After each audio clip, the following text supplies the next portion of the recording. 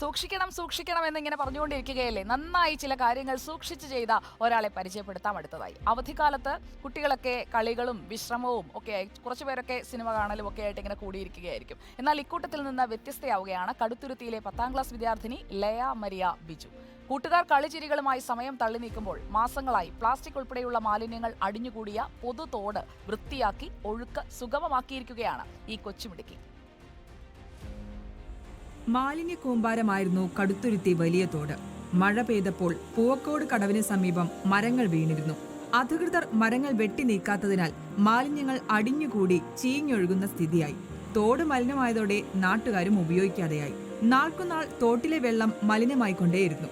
ഒട്ടും മടിച്ചു നിൽക്കാതെ ലയ തോട്ടിലിറങ്ങി മാലിന്യങ്ങൾ നീക്കി. അമ്മ നീതിക്കൊപ്പം എത്തിയാണ് ലയാമരിയ കുത്തൊഴുക്കുള്ള തടയണയിൽ ഇറങ്ങിയത്.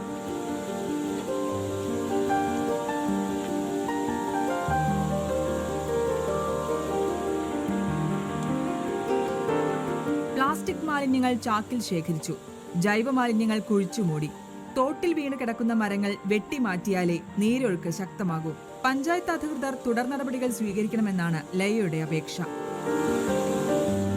സ്കൂളിലെ സോഷ്യൽ സർവീസ് പ്രവർത്തനങ്ങളുടെ ഭാഗമായി ധാരാളം തോടുകൾ വൃത്തിയാക്കുകയും കടവുകൾ ശുചീകരിക്കുകയും ചെയ്തിട്ടുണ്ട്. ഇന്നലത്തെ മഴയെ തുടർന്ന് കിഴക്ക് നിന്നും വളരെയധികം പ്ലാസ്റ്റിക്കുകൾ തുരുത്തിപ്പള്ളി തടയണയിൽ വന്ന് ചേരുകയും അതേ തുടർന്ന് നീരൊഴുക്ക് വളരെയേറെ ശക്തമാകുകയും അതിങ്ങനെ തങ്ങിക്കൂടി നിൽക്കുകയും ചെയ്തു. ഞാനും എൻ്റെ അമ്മയും ചേർന്ന് വൃത്തിയാക്കുകയും ചെയ്തു. എൻ്റെ നാട്ടിലുള്ള എല്ലാവരും സഹായിക്കുകയും ചെയ്തു. ലോഡ് കണക്കിന് പ്ലാസ്റ്റിക്കുകളാണ് അവിടുന്ന് ശേഖരിക്കാൻ സാധിച്ചത്. കുത്തൊഴുക്കുള്ള തടയണയ്ക്ക് താഴെ മണിക്കൂറുകൾ എടുത്താണ് മാലിന്യങ്ങളെല്ലാം നീക്കിയത്.